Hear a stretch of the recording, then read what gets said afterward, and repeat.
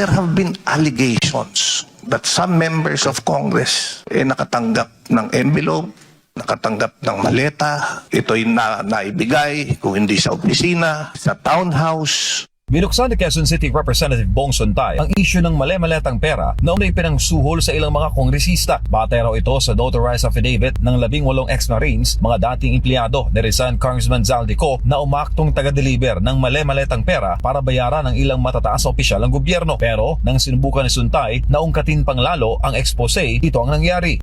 No, let me finish. There's You a will point have your of turn order, because the this is Honorable bearing. Sontay. This is not an allusion Order. to prejudge the veracity of the allegation. Honorable Sontay, there is a point of order. This is also a And point that of enjoys order. the highest hierarchy among all the motions.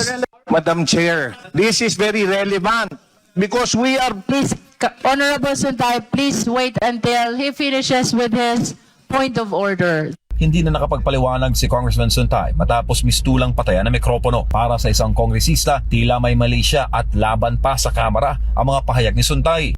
My understanding of what he's stating today is that he's probably accusing members of Congress, members of the House Committee on Justice, as receiving payments. Sa eksklusibong panayam ng SMNA News, ipaniliwanag ni Sontay kung bakit niya binanggit sa committee hearing ang expose.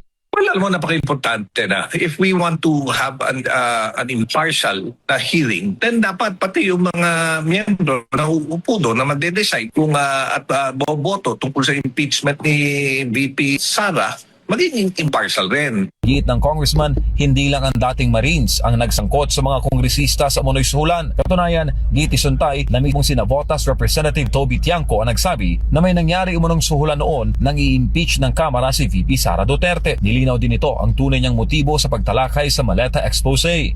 Hindi naman natin hinuhusgahan yung aking mga kasamahan doon. But of course, gusto lang natin mabigyan sila ng pagkakataon.